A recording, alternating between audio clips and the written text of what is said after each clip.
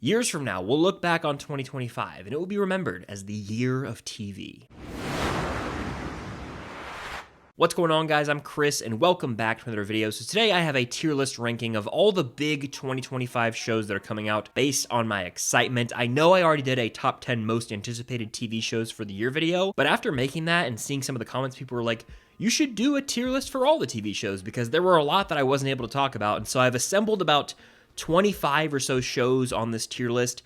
10 of them, obviously, you've already heard me talk about, but I don't mind talking about them again because I'm excited about them. I've got some tiers. I'll break it all down here in a second. But before I get into this, be sure to hit that like button. Comment down below what TV shows you're the most excited to watch in 2025. And of course, subscribe and hit that notification bell. But without further ado, I say we just dive into this thing. So the tiers I have are Need It Now, I'm excited, I'm curious, don't care, and catch up on, which is designated for 3 or 4 shows that have new seasons coming out, but I personally haven't seen the previous seasons, so I might have a little homework to do if I want to check them out, but they're still on my radar, so I wanted to include them on this list. They're fully randomized. Again, you've heard me talk about some of these already, but there's so many good TV shows that are coming out, or at least with the potential to be good to great, that I had to make this video. So without further ado, let's begin. First, we've got Wednesday Season 2, which recently had some news come out. They're speculating it could drop in September, which could directly impact when I actually think Stranger Things is going to drop. Stranger Things might end up being the last of the big Netflix shows in the lineup this year. But I would say I'm curious about Wednesday Season 2. You know, I enjoyed Season 1. It was this phenomenon when it dropped. I haven't revisited it since it came out, but I was always a fan of the mystery elements. I thought the finale was fine, but the build-up, the whodunit vibe fully sold me, and I'm not a huge Tim Burton fan normally, but this show worked for me, and I will admit Jenna Ortega crushed in the role, so curious to see what they have cooked up for Season 2, but I'm not outright excited. Next, we have The Last of Us Season 2, which just got a new teaser trailer the other day. It was about 57 seconds long, and I have to tip my hat to HBO and the way they market their shows, because our first footage from The Last of Us was in September of 2024. The season's not dropping until April, so months in advance they gave us first look footage and images from the season, and I feel like Netflix, the biggest streamer out there, needs to take notes and start to promote their shows a little bit more in advance than they are doing right now. I'm outright excited for The Last of Us Season 2, damn near saying I need it now. In fact, I'm gonna say I need it now. I'm gonna do it, yeah. I loved the first season as well as the first game. The second game, huge, like the longest video game I've ever played personally. This massive world with tons of story to tell, and that's why they're actually breaking the second game into multiple seasons of television. But based on that quick teaser we got literally the other day, I can confidently say that I have a good feeling about this season.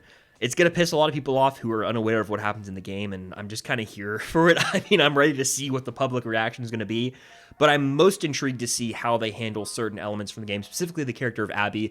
Are they going to change anything for better or worse? Are they going to add more backstory? Are they going to change maybe the order of events? Lots to be excited for. I need it now. Season 1 was a huge hit when it dropped, and it was the talk of the town. I imagine Season 2 will be as well. So that's not the last show that's going to go in that tier. I got a couple more with my, that I have my eye on. But moving on, we've got Ironheart, which I'm going to say on Ironheart right now. I've talked about this recently in like a comic book movie ranking / show ranking as well.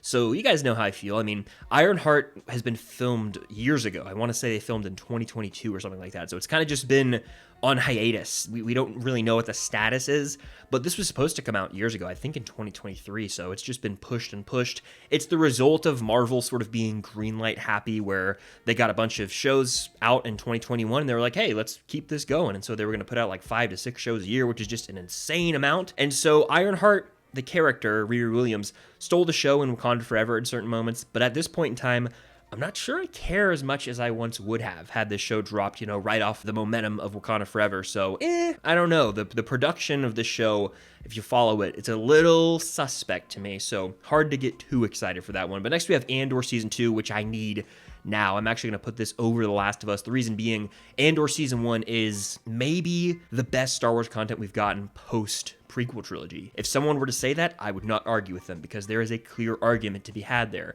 This show is structured so well.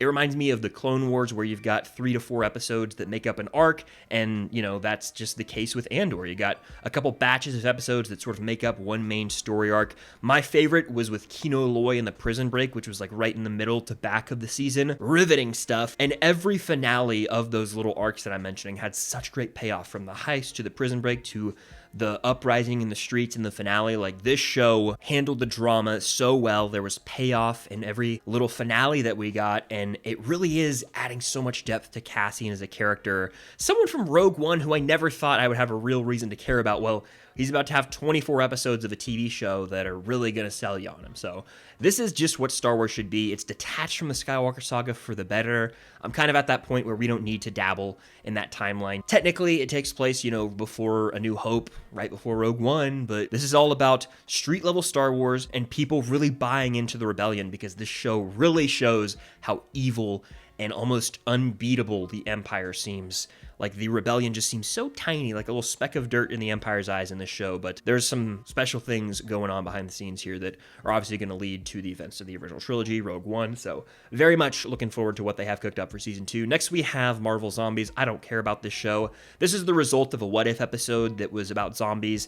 At the time, had they made, you know, 4 or 5 episodes then, like, say, a couple months or maybe even a year after that episode of What If, I might have been more sold, but now I just don't really care, and no one can really sell me on that. But I read the comments, and a lot of people were like, no, I want this show. So apparently I'm in the minority, but I just don't really care about a Marvel zombie show in the year 2025. Next, we've got The Bear Season 4. Curious about this one. I'll put it at the top of curious, because The Bear Season 1 and 2 still some of my favorite seasons of TV ever, but Season 3 was undeniably a step down. So can they get back on track, or will the show continue to fall? I'm curious about it. I would love to say I'm outright excited, but Season 3 wasn't my jam. It felt more like the beginning of a season than anything else, and that's kind of a issue I have with TV as a whole right now, is a lot of shows miss the mark by just ending so abruptly and incomplete. There was a to be continued at the end of this season, completely unwarranted. There was nothing to continue. I mean, that was a couple episodes setting up the season. Now let's see the rest of the season. Oh wait, we have to wait for Season 4. It should have just been a Part 1 and Part 2, or they should have dropped it all at once. But either way, curious still to see what they have cooked up for us. Next, we got Stranger Things Season 5. Have you guys heard of this show? No, I'm messing with you. This is, of course, my #1 most anticipated. I'm putting it up here. I need this now. I need this yesterday. I think about this show every day. I'm not just making that up. I often find myself thinking about how this show's going to wrap up, constantly speculating, theorizing, looking into the news. Like, this has consumed my mind for the better part of 2+ years. I mean, almost 3 years since Stranger Things 4 dropped, I've been thinking about how this show's going to end. The Duffer Brothers have as well. The creators behind this show, they've obsessed, and that's why I fully believe they're going to stick the landing. Stranger Things has become a huge part of my life, a huge part of this channel, and so of course I need this show now. I can't wait to see how it all wraps up, but I'm honestly bittersweet about it. Like, I'm gonna miss this show dearly. It's my favorite show of all time. I've never been this excited for a movie or show in general, and so it's kind of like that endgame level event where time's gonna stop when this drops, and I'm just gonna remember everything about it. I'm gonna soak it all in, because I look back fondly on the Infinity War Endgame era, The Force Awakens. Like, this is that level of hype for me personally. And so I need this show now. I'm going to say it, probably my most anticipated thing ever. I cannot wait for us to get some official footage, hopefully soon. And if you guys don't watch my Stranger Things content, or if you've never watched Stranger Things, you should check it out. Check out the show. I know that I'm probably talking to a small minority here, because most of you have seen Stranger Things, but I love the show and I cover it in depth here on the channel. So feel free to check out some of that content if you haven't. But Stranger Things, you have my heart. Season 5, I need you now. Next, we got Percy Jackson and the Olympians Season 2, based on the Sea of Monsters book. I've only read the first book, and it was years ago. I don't think I'm going to read any more anytime soon, but you never know. Never say never, I guess. I'm excited for Season 2. You know, I've heard good things about production. This season will likely further the lore of this world, expand, you know. We got some new characters coming into the fold. I believe Tyson is one of those, so I'm excited to see what they have in store here, but I'm more excited to see my girlfriend watch the show. She loves Percy Jackson. She covers it over on her channel, and so that directly plays into my excitement as well, just getting to talk about the show with her, because she's so passionate about it, much like how I am with Stranger Things. And so it'll be fun to, you know, see her watch it and talk about it with her, so she can kind of fill me in on everything I'm missing as someone who hasn't really read the books. But I'm excited, and I hope that comes out, you know, maybe in the summer, but that could be optimistic, probably near the end of the year if I had to guess. But next we have Cobra Kai Season 6 Part 3, the final 5 episodes of Cobra Kai as we know it. Of course I need this now. I mean, in my top 10 anticipated list, I had The Last of Us and Andor over it because it's been a couple years since we've seen a season, but in terms of like needing something, I'm putting this right behind Stranger Things because I need to see how the show ends. We gotta wait about a month to get 5 more episodes of Cobra Kai. I would have loved if they dropped all 15 episodes at once. I understand they didn't do that because they still wanted to feed the fans, sort of sprinkling us some episodes from July to November and now in February. And so I'm fortunate the gap between, part 2 and 3 is smaller than it was for part 1 and 2, which kind of got brutal at a certain point, I can't lie. But I need to see how the show ends. I care the most about seeing where characters wrap up their arcs. Miguel, Robbie, Sam, Tori, Daniel, Johnny, where are they all going to end up? What relationships are going to break off or potentially be lifelong partners? Like, there are so many questions I have. I want to see Johnny get married to Carmen. I want to see, the baby being born. I don't really care all that much about who wins Sekai Taikai. Obviously, I'm going to get hyped in the moment and I'll be like fist pumping, like, hell yeah, let's see it. But at the end of the day, I just want to see how they're going to wrap up this show with the characters, because that's the reason I've tuned in. Yes, there's some badass, awesome karate fights, but what I care the most about are these actual characters, and they've grown so much from season 1 to season 6. Let's send them off into the sunset, and I hope they do that. Need those final 5 episodes now. Next, we have Wonder Man. I forget where I put this the other day, but I'm going to say I'm curious about Wonder Man. I'll put it in the back. There's Yahya Abdul-Mateen as the front man here. He's a very talented actor. Wonder Man seems like it could be the most unique MCU Disney Plus show. It's not multiversal, to my understanding. It's not like the Falcon and Winter Soldier or Daredevil where it's like street level. I don't even really know much about the character. I'm in the dark, and so that's what excites me. I really don't know much about this character, and so because of that, I'm viewing this as any other show. You could take the Marvel Studios label away, and it just looks like an interesting concept, so I'm curious. Next, we have Severance Season 2, which I need to catch up on. I haven't seen Severance Season 1. I'll put it there right now. This season drops in about a week or so, I want to say, on Apple TV+, and people have raved about Severance since 2022. People have recommended me the show, saying I would dig it, and so I believe it's 8 to 10 episodes, and I may try and watch those soon in order to watch Season 2 as it drops. I haven't seen any of it. I don't know anything about it. I know it's like an office space show, but I don't know if it's drama, sci-fi. I think there's like a big twist. Don't tell me what it is, please. But I really am so in the dark on Severance. I've just heard great things. Season 2 had really high reviews already, so I'm kind of catch up on that, hopefully. Next, we have You Season 5, the final season of You. Lots of big Netflix shows ending this year. I'm going to say I'm curious about this one. I'm going to go right here. I really dug You Seasons 1 and 2. 3 was solid. 4 is a drop-off undeniably, and I feel like this show's kind of overextended its stay. What I mean by that is it's a concept that can only go on for so long without feeling rehashed and stale in a sense. Like, how many times can Joe Goldberg continue to get away from the law? I think he's got to either die or be imprisoned for life by the end of Season 5. That'd be like the only logical ending. If he just gets away again and has a new start, like, what are we doing? I don't really know what story there's left to tell or where they can land this thing. That's why I'm curious. Again, this show should have ended a while ago in my opinion, but I will be watching this new season. Next, we have Eyes of Wakanda, which I don't really care about. I think this is like 4 episodes, and I made the comparison in a recent video where I was like, this kind of just seems like Tales of the Jedi, which was a Star Wars show that had like 13-minute episodes, filling in the gaps, telling little small stories with characters. Is that what this is going to do for Wakanda? If so, is the project really necessary? And I don't know if it is. But moving on, we got Gen V Season 2. I'm excited for this. I'm going to put it right here behind Percy Jackson. I don't think this is coming out in 2026. Like, I want to say it's coming out in the fall of this year. They haven't confirmed that, but filming's done. And with them having said The Boys is probably going to drop in 2026, I'd imagine this will fill the gap between Season 4 and 5 of The Boys, because we got Season 4 in 2024, Gen V in 2025, and then Season 5 of The Boys in 2026. This would be a nice little way to fill the gap. And this has to come out before The Boys Season 5 because it's going to play such a pivotal role in the events of Season 5. Like, we're at a point where all hope feels lost. Homelander, feels unstoppable, feels unkillable. And, the boys are in trouble. They're in trouble. Butcher's fully lost it. He's off his rocker. And the group from Gen V, Marie Moreau and company, gonna have to play a role. So Gen V's got to come out in the fall. I'm excited, guys. Gen V Season 1, the more I think about it, the more it climbs the ranks of my favorite seasons of television from the Boys universe. Next, we have Reacher Season 3. They just dropped the trailer today. I'm going to catch up on this one at some point. My parents love Reacher. It's kind of like a dad show from what I've heard, meaning like, it's just an awesome action show. Badass moments. I haven't seen the first 2 seasons, so I have some catching up to do.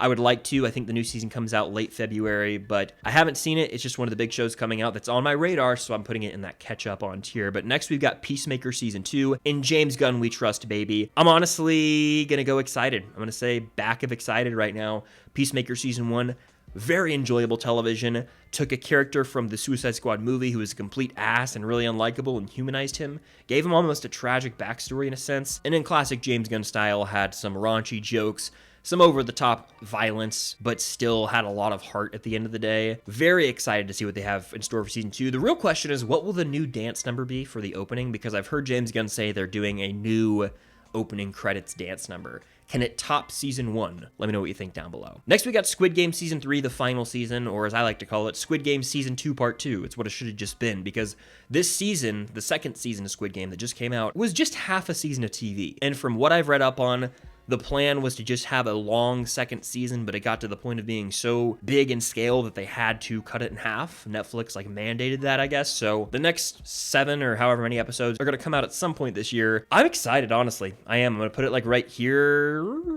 Shoot, we'll go right there. Feels appropriate. I ended up really digging Squid Game Season 2 by the end, and we're in full-on uprising mode. How are the games even going to play a hand here? What was that cryptic post-credit scene that you can also see teased here on this poster they dropped?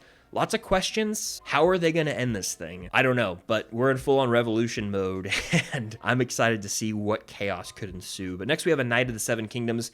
I'm curious about this one. For those who don't know, this is another, spin-off series in the world of Game of Thrones. I think it's based on one of the books. I'm curious. I'll put it somewhere in the middle, probably right here. We'll go right here. I dug the first 2 seasons of House of the Dragon through, their highs and lows. Game of Thrones, I adored. I thought it really fumbled the bag in season 8. To see another show in this world, I'll tune in. And any show set in this world, I'm going to give a chance, right? So I'm curious. Don't know much about the book or really what it's based on, but it's, Game of Thrones, right? I got to check out some new Game of Thrones. Next, we've got Your Friendly Neighborhood Spider-Man, which I don't care about. I'll put it at the top of it because of those 3 shows, it's the one I have the highest likelihood of watching and potentially enjoying. But it's a new Spider-Man. It's animated. This is not the Tom Holland Peter Parker, so it's just another variant of Peter Parker / Spider-Man. So not sure what purpose this show really serves, but it's coming out in a couple weeks. So yeah, you got new Spider-Man if you want some. Next, we got It, Welcome to Derry. This is a prequel, and while I've said I'm curious about this one for a while, I'm actually going to go to the top of Reason being, we have not gotten much marketing for this show, and I thought it was supposed to come out quite some time ago. I'm still probably going to watch it. There's curiosity there, but I lean more towards just because It Chapter 2 was kind of bad. It Chapter 1 I dug, but the second part was way long, way drawn out, and laughable at the end. The way that they resolved that story with taking down Pennywise was just straight up goofy to me. And so that left a bad taste in my mouth. The more I've thought on it, I'm like, yes, Pennywise is a horror icon, but do I really have reason to be too excited for this show? Not really right now. I need to see some more marketing for it. Moving on, we got It's Always Sunny in Philadelphia, Season 17, baby. Finally caught up on Sunny. For those who don't know, I was watching it, started it in 2023 at some point, and it was like a nighttime show for me. I watched a couple episodes, and then I would take, a month or so off, pick back up with it. Well, I finally finished last year, and this is the funniest show I've ever seen by far. I laugh my ass off every time I watch it, and I'm gonna say I'm excited. I'm gonna go right here for it, probably top of excited. It's not something I need now because it is just a sitcom, and I'm sure they've got some hilarious episodes written. I'm very excited to see what they have cooked up. I think they could make Sunny to the end of time. I don't think it's ever going to end. It's going to be like SpongeBob or The Simpsons, where it's just one of those shows that goes on forever, but bring it on. There's always new situations and new, things they can make fun of in the world that we live in. So hell yes to Always Sunny. Actually, the Abbott Elementary crossover episode is tonight. I don't know what to expect. I've never seen Abbott Elementary, but I'm going to tune in, I think. Next, we have Daredevil Born Again. I got to put this one and need it now. I'm honestly going to go pretty high, guys. I'm going to go right here.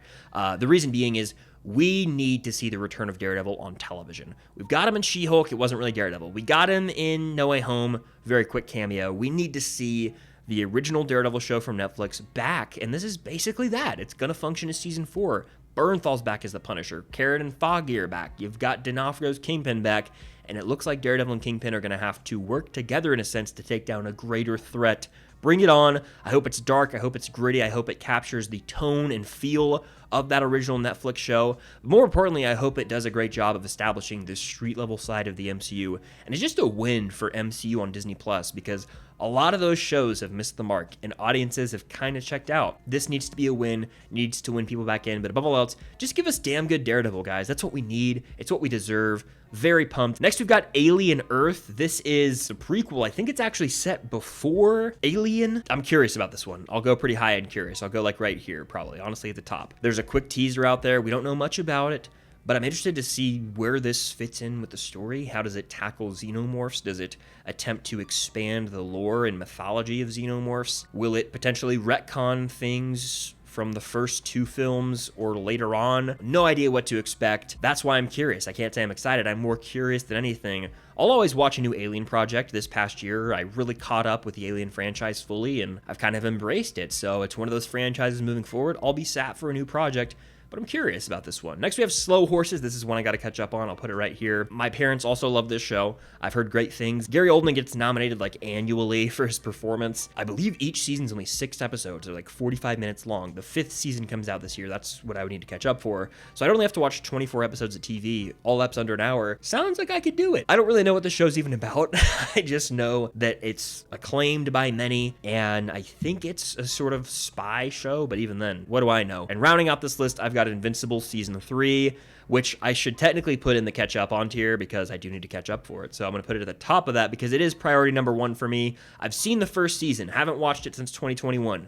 Didn't watch season 2, haven't watched season 3, obviously, because it hasn't come out. But I liked it a lot when it first dropped. I remember being stunned at the finale of that first episode, like the final moments. I was like, holy shit. They just went for it and completely blew my mind. Then the season, progressed. It lost a little steam for me, but ended on a high note. I just never picked back up with it, so that's on me. I am going to hopefully catch up for season 3, which drops in February, and I will have a review of it, hopefully, if I actually do that. I'm trying my best to be on it with TV shows this year, and Invincible is one that I got to catch up on. But that does it for my tier list ranking of 2025 TV shows based on my excitement. There are other TV shows that I didn't include on this list. These are just some of the biggest titles. But let me know in the comments down below where you would place these shows. What are you the most excited for? What should I catch up on first? Hit that like button, subscribe, and that notification bell, and stay tuned for more videos coming very soon. But until next time, I'll see you guys later.